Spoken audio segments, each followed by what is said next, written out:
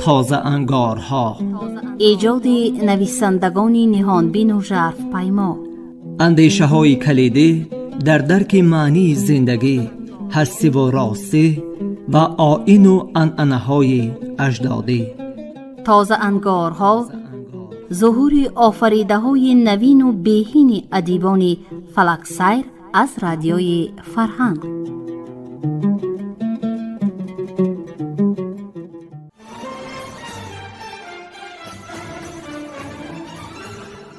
سلام شنوندگان گرامی،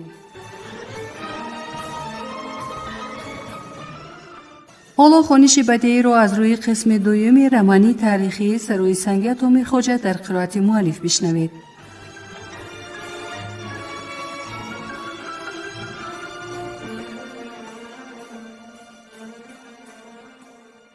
گفتار دهم.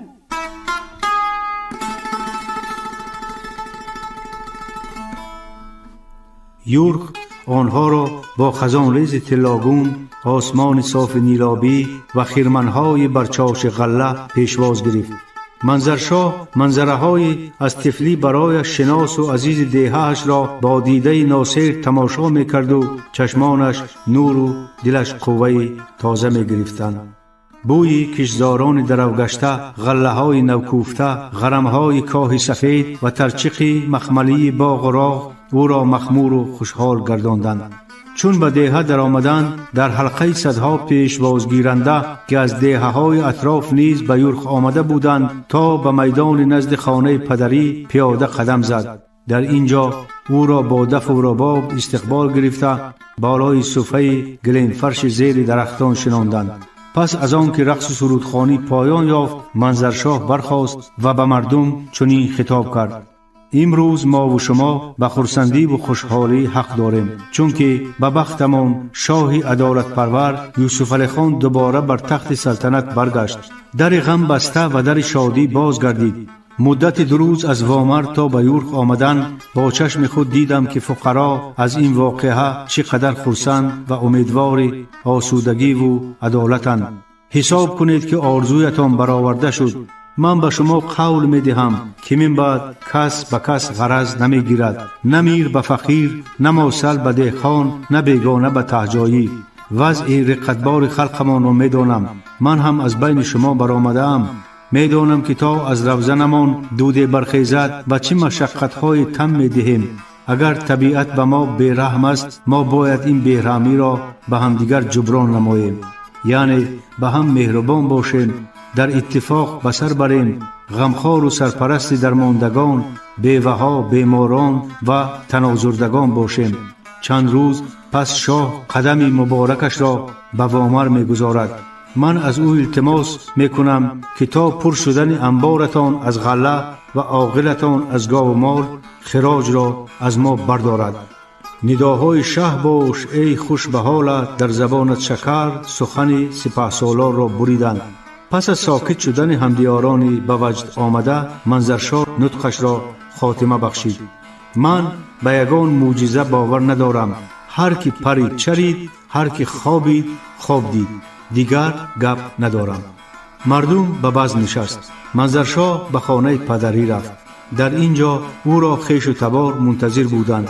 وی با همه‌شان مشتاقانه سلام داد و حال پرسید. دامن پیران را به چشم مالید، نورسان و کودکان را بنواخت، در حق گذشتگان فاتحه خواند. ساعت پس کلانتران دیهات چاسنود، چاود، شیخها، پاچور و رباط به سلامش آمدند. صحبت تا فرامدن تاریکی دوام کرد. روز دیگر قرار بر آن شد که منظرشاه دیهه‌های این قسمت قلمرو شغنان را که از پایتخت نهایت دور واقع بودند چرخ زده از حال مردم با خبر شود. صبح بروقت با 2 سوار همسفرش راه چاسنود را پیش گرفت.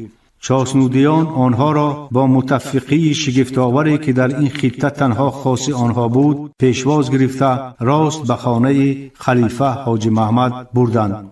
منظرشاه هنوز در زمان آقسخالیش با این مرد بزرگ که هم خلیفه هم قاضی هم پیشوای بلاعوض چاسنودیان بود دوست و برادر گشته بود. صاحب خانه سپهسالار را در دکان روی حولیش پیشواز گرفت. وی با جثه‌ای به مثل چنار کهن تناور و بلند به عذاب چند قدم به سوی مهمان گرامی گذاشت و با صدای روغنی مرغوله‌دارش خطاب کرد: منظری والاگوهر من خوش آمدی. سوی پیران به حرمت گرگر آیی، تو در پیری ز پیران برتر آیی. بسیار ببخشم که از پا و پر مانده ام، نباشد تا لب دریا به استقبالت می آمدم. منظرشاه با 2 جهش سبک خود را به موسفید رسانده به آغوشش گرفت و زیارت کرد. هر قدم مبارک خودت برابر یک فرسنگ است پیرم. دعا و نیایشت بود که زنده و سلامت برگشتم. عنایت خدای تعالی مهربان و مولای زمان تو را دوباره به ما رساند بچم. هر قدمت بالای دیده.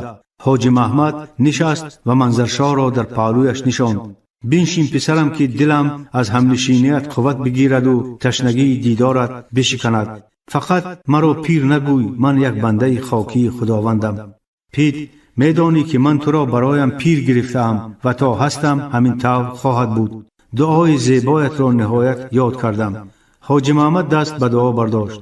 خدایا ما را از جمله کسان بگردان که طریق اطاعت را بر لطف خیش در منازل ابرار برایشان آسان نمودی و به آنان حیات بخشیدی و به خود نزدیک گرداندی، کرامت کردی و به خدمت خود ایشان را زینت بخشیدی. پروردگارا، صلوات و برکات و رحمت خود را شامل حالشان سازی و به واسطه آنها ما را در دنیا و آخرت چون مقربانت بنوازی. الله اکبر. منظرشاه و همراهانش مدت 1 ساعت در صحبت بزرگمرد چاسنودی نشستند. سال موسفید از 100 گذشته باشد هم توسط ذهن دراک و خاطره محکم از تمام واقعه‌های مملکت با خبر بود و هنوز هر کدامش را تحلیل کرده و بهای درست داده می توانست. هنگامی که منظرشاه اجازه برخاستن طلبید، حاجی محمد گفت: من درباره‌ات بسیار فکر کردم. خلاصه هم این است که من بعد حاکم روشان تو خواهی شد، نه کسی دیگر. بدان که قطغنها میان خلق ما را شکستند. تو را خداوند برای احیای شغلان قوت و اخبار داده است. به این مقصد میانت را محکم بند. ثابت قدم باش. به 2 چیز باور مکن: تعریف دوستان و کم دیدن دشمنان که هر دو تو را از راه میزنند. اکنون وقت آن رسید که امانت بابایت شیخ زاده را برایت تسلیم کنم. چی بوده است آن؟ با حیرت پرسید سپهسالار. با اشاره موسفید پسرش از خانه خلطه چرمین لوله بیرون کشید و به دست پدر داد. حاجی محمد با احتیاط آن را کشاد و از درونش پرچه کبود برآورده برخاست و آن را 2 دسته بالای سر برداشت. چشم منظرشاه به پرچه برافراخته افتاد و به اختیار ندای عجبا از دهانش برآمد.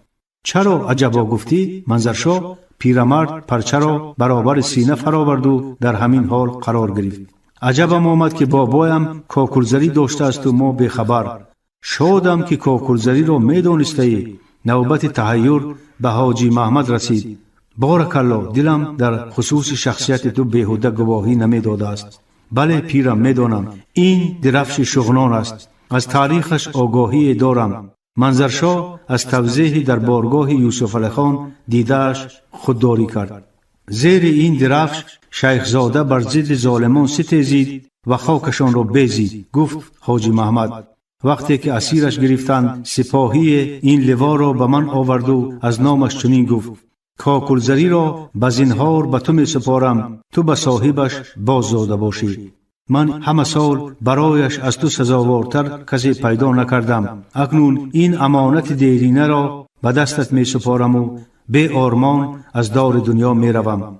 حاجی محمد قدم پیش گذاشت و درفش را به دست منظرشاه داد.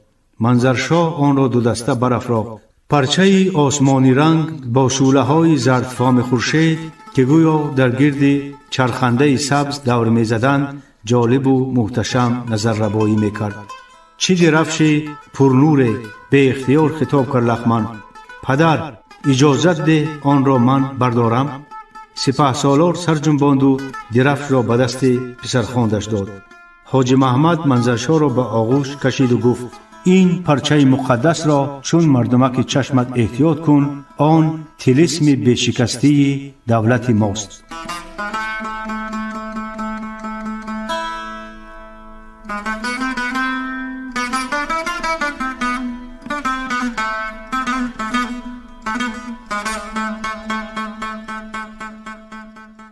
از چاه به ماه.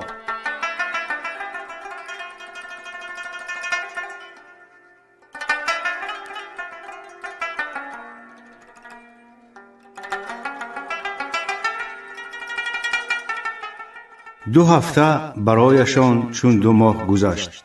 تن و جان به زحمت عادت کرده مسافران روشانی مشغولیت جسمانی می‌خواست. رگ و پیها از بار نیروی بسیار گویا می‌کفیدند، دلها بیقراری می‌کردند. بیکاری 2 پهلوان عظیم جثه را اذیت می‌داد، اما احتیاج هم به کار و دریافت روزی وجود نداشت.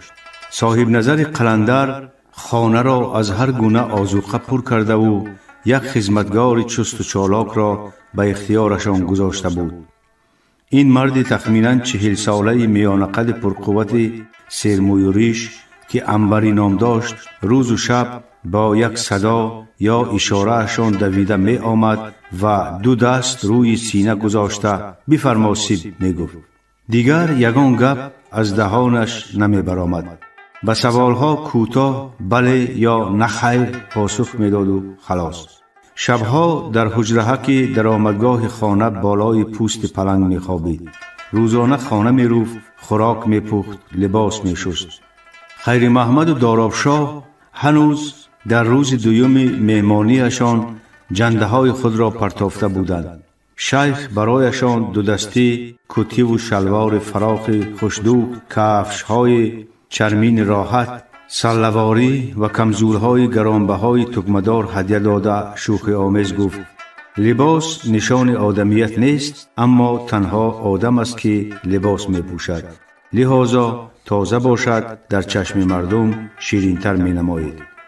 برای بیهوده تلف نیافتن وقت خیر محمد خواست به سبق آموزی دارابشاه جدی مشغول شود.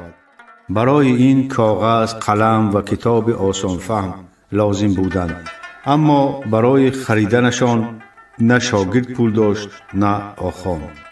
البته اگر به شیخ مراجعت می‌کردند در زمان خریده می‌داد، ولی برای چنین یک مسئله خرد به او مراجعت نمودن را عیب دانستند.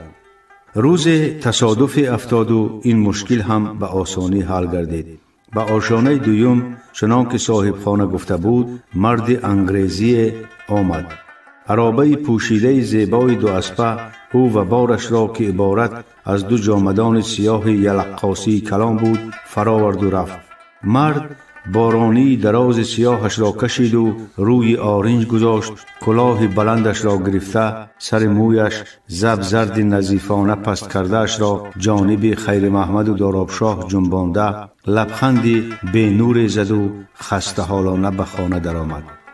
خدمتگار حضر به او جوان زنگی سراپا سفید پوش جنگلموی جامدانهایش را سبک برداشت و دنبال خوجینش را گرفت. پاس از شب گذشت که بنا خواست عنبری در کوفت و بیدارشان کرد. خیر محمد و دارابشاه زود لباس پوشیدند و بیرون برآمدند. انگریزی بیمار شد، شاید یاری کرده توانید، به تشویش آواز برآورد خدمتگار. دوستان سراسیمه به آخر بنا دویده توسط زینه های چوبی به آشانه 2 برآمدند. انگریزی بالای تخت وسیع سفید بستر پرو خوابیده به تشت قیم پرتافت و خدمتگار روبرویش دکک نشسته چی کردنش را نمیدانست.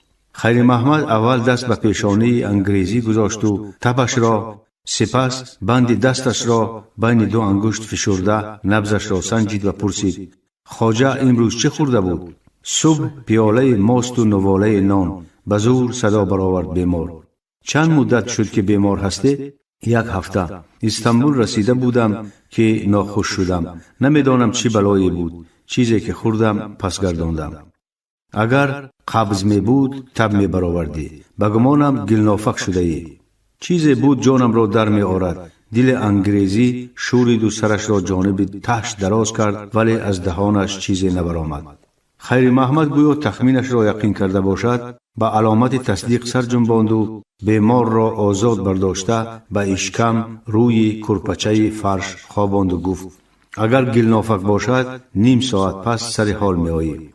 او میان انگریزی را لچ کرده دم مالید، بعد برخاست و تنش را بین دو پا گرفت و پوست میانش را چند بار بالا کشید. آواز پست شرقاص زدن چاربند را دارابشاه و مرد زنگی هم شنیدند. بیمار آه گفت و برخاستنی شد. خیر محمد نماند.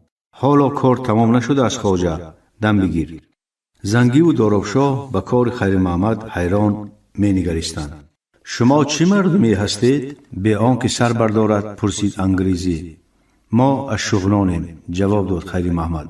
این جواب برای انگریزی آنقدر ناگهانی بود که حالتش را فراموش کرد و نیم پهلو گشت و گفت شغنان براستی؟ خواجه نجوم. خیر محمد دست به تخت پشتش گذاشت و او را به فرش پخش کرد. بله، ما شغنی هستیم.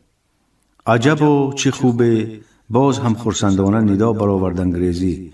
شغنان، واخان، مرغاف، پامیر، زمینی آرزوها.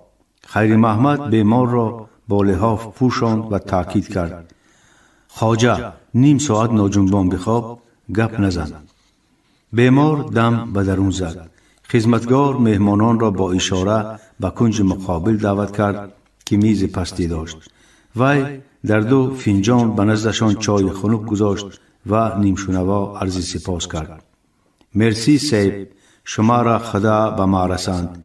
نمی بودید میستر میمورد، از دست من کاری نمی آمد. خواجه از کجاست؟ پرسید خیر محمد. ما از انگلستان هستیم. این در کجا؟ در اروپا. در روس؟ از روس هم دورتر. آخر دنیا بگو. به گپ همراه شد دارابشاه. در اینجا چی گم کرده اید؟ زنگی لبخند زد و جواب داد. انگلیس ها همه را سفید پوست کردن می خواهند.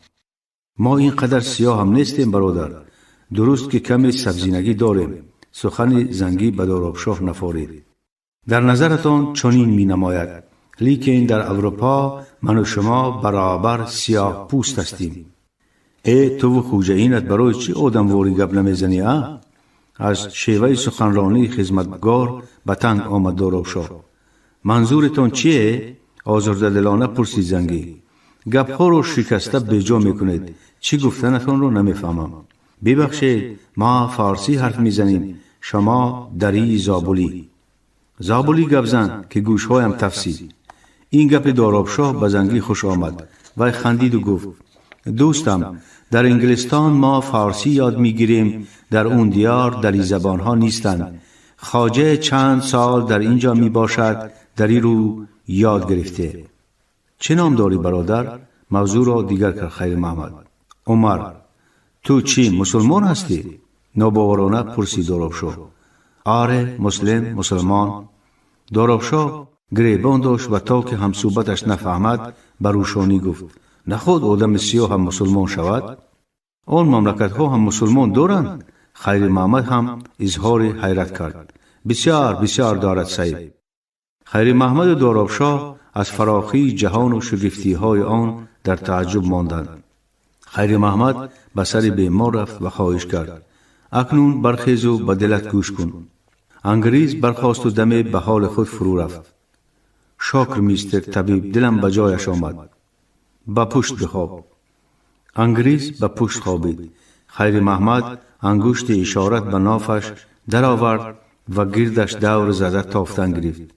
به جز بیمار، دارابشاه و زنگی هم به چنین طرز طبابت حیران شدند.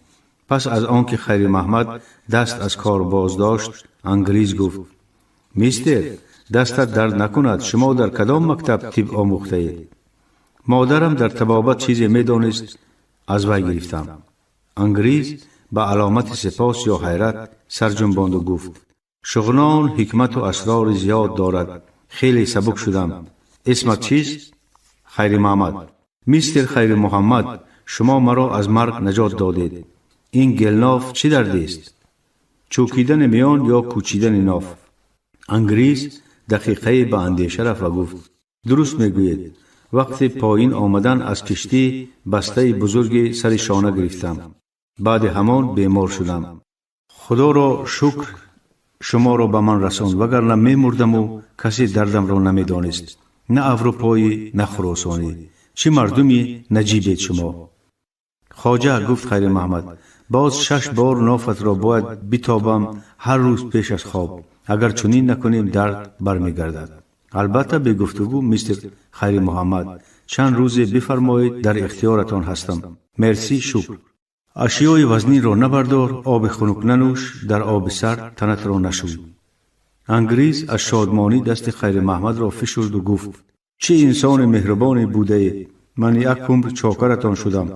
نپ الیاس هستم، خادم دولتخانه انگلستانم. اگر امری دارید در خدمتتان هستم.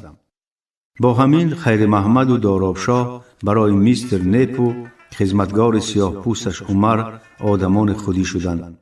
روز دیگر نزدیک چاشت عمر آنها را به نزد خواجه اش دعوت کرد. نپ تندرست و خوشحال هر دو را با نوازش پیشواز گرفت و سر دستارخوان پرناز و نعمت شنان. وی انسان شوخ طبیعت، فاضل و دیده درای بوده است. خیر محمد و دارابشاه بار نخست از گپ وی فهمیدند که دولت‌های دنیا در حدود همدیگر دولتخانه‌ها داشتند. آنها چشم و گوش پادشاهان خود بوده، کسی حق نداشته است که به کارشان دخالت کند. سپس سرگذشت مهمانش را پرسید.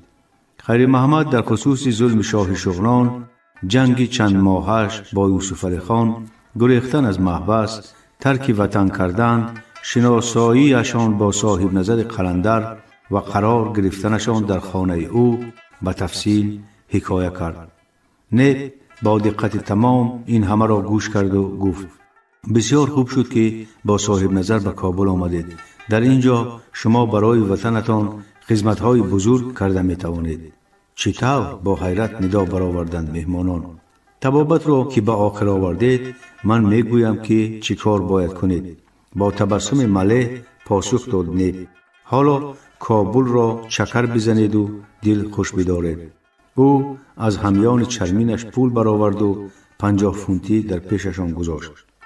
خیر محمد پول را برگرداندن خواست ولی نپ اصرار ورزید. دوستم، جان یک انسان چقدر ارزش داشته باشد من در نزدت همان قدر قرض دارم.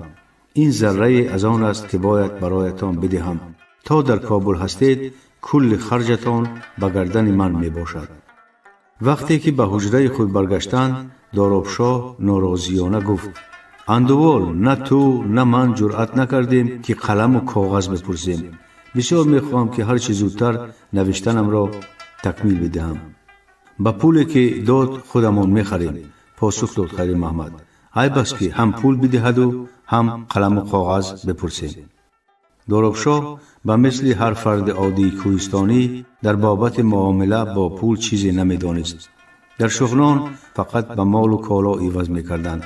ساکنان یک دهه در ضرورت چیزی لازم شده را به یکدیگر رایگان میدادند و میگرفتند. این تعامل همسایه دستسایه نام داشت و یکی از نکته های مهم آداب جوانمردی و همسایه‌داری به شمار می آمد. دارابشاه فونت را از کیسه‌اش برآورده پهلوگردان به دقت تماشایش کرد و گفت عجبا زور این کاچار به بهای کاغذ می رسیده باشد. باید رسد. در دل خیر محمد هم شبهه افتاد. نرسد پول خودم را همراه میکنم. و اندیشید و افزود انبری را پرسیم میداند. انبری پولهایشان را از نظر گذراند و گفت با هر یکی از اینها یک بازار مال خریده ممکن است، چی رسد به کتاب و کاغذ. فقط وقتی که به بازار می روید مرا با خود بگیرید تا صرافان فریبتان ندهند. صرافش یگان دزد یا قلاب است؟ خواطرآمیز سؤال کرد دارابشاه. شخصی که پولهای گوناگون را تبدیل می کند اگر نابلد بودن آدم را بداند فریب دادنش ممکن. نمی شود که راست به نزد سوداگر رویم؟ می شود ولی پول بازار روپیه است نفون. سوداگر نمی گیرد. خیر محمد و دارابشاه تماما گرنگ شدند. از ساکش ما خودت می شوی. نباشد نه تنها پول بلکه خودمان را هم در بازار گم می کنیم. شوخی آمیز خلاصه کرد خیر محمد. حالا که روز سفید است بجنبیم.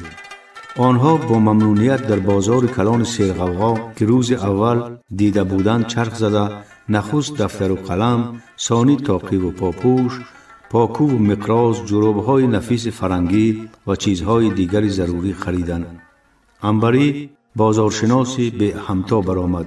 10 فونتشان را با نرخ بلند بر روپیه عوض نمود. با تاجران برای هر یک فلوس تا سرخ و سفید شدن بحث و هر یک مال را به درجه نهایی ارزان کرده همراهانش را به حیرت آورد.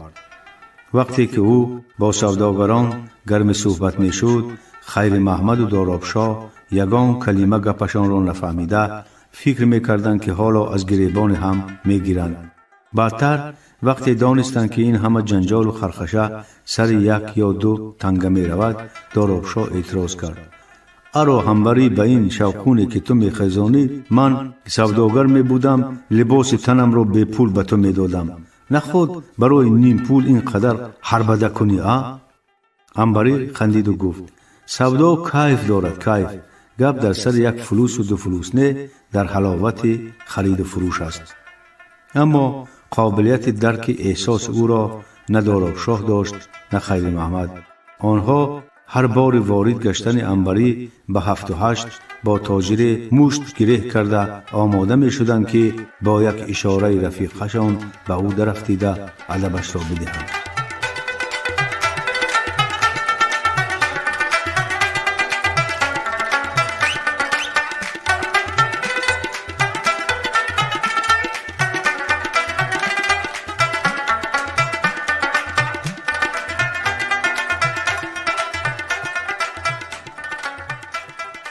پایان گفتار 10.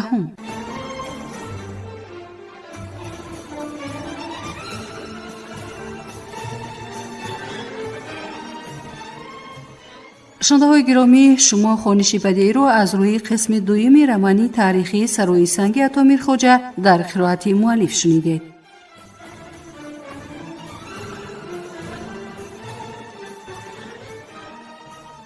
برنامه را برایتان کارگردان زبدالله جان محمد آماده و پخش کردند. سلامت باشید.